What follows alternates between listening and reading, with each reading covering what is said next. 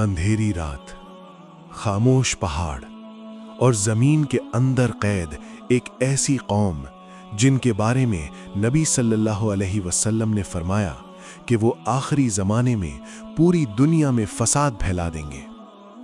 ये कौन है? ये कहाँ कैद है? और वो अजीम बादशाह कौन था जिसे अल्लाह ने इनके सामने बंद बांधने की ताकत दी? आज हम एक ऐसे वाक़े की तरफ बढ़ रहे हैं जो कुरान में भी है और क़यामत की निशानियों से भी जुड़ा हुआ है।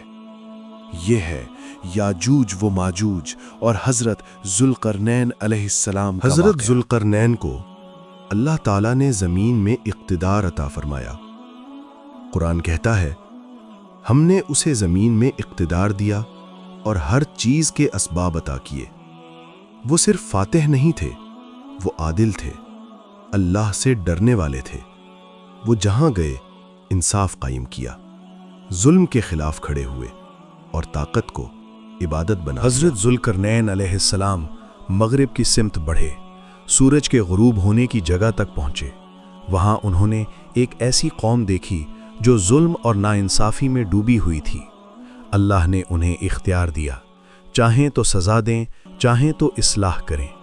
उन्होंने अदल को चुना, नरमी को इख्तियार किया। फिर वो मशरिक़ की तरफ बढ़े, ऐसी कौम तक पहुँचे जिनके पास सूरज की तपिश से बचने का कोई सामान न था। हज़रत ज़ुल्क़रनैन अलैहिस्सलाम ने किसी पर जुल्म न किया, सिर्फ अल्लाह के हुक्म पर अमल फिर किया। वो एक ऐसी वादी में दाखिल हुए जहां दो बड़े पहाड़ आमने सामने थे। वहां के लोग सही बात मुश्किल से समझते थे। उन्होंने फरियाद की, ऐ ज़ुल्क़रनैन, याजूज माजूज इस ज़मीन में फसाद फैलाते हैं कि आप हमारे और इनके दरमियान कोई रुकावट बना दें। याजूज माजूज एक वहशी कौम थी। कत्ल, लूट मार और तबाही इनकी पहचान थी। हज़रत ज़ुल्क़रनैन ने फरमाया, जो अल्लाह ने मुझे दिया है वो तुम्हारे माल से बेहतर है।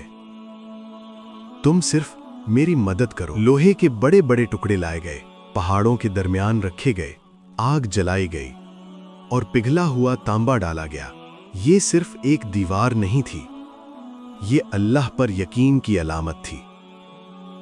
फिर हज़रत ज़ुल्क़रनैन ने फरमाया, ये मेरे रब की रहमत है। फिर हज़रत ज़ुल्क़रनैन ने फरमाया, ये मेरे रब की रहमत है, और जब मेरे रब का वादा आएगा तो ये रेज़ा रेज़ा हो जाएगी। हज़रत ज़ुल्क़रनैन ने फरमाया, जो अल्लाह ने मुझे दिया है वो तुम्हारे माल से बेहतर है।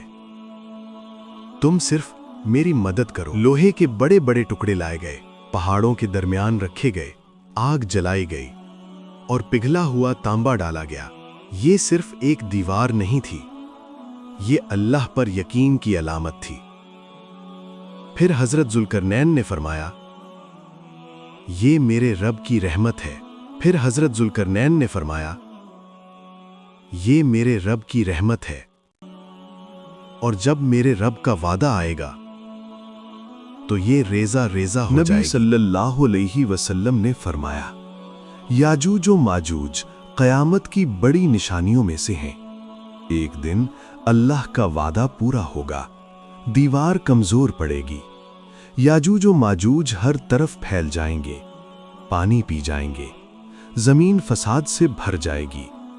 फिर हज़रत ईसा अलैहिस्सलाम अल्लाह से दुआ करेंगे और अल्लाह एक ख़ास कीड़ा भेजेगा।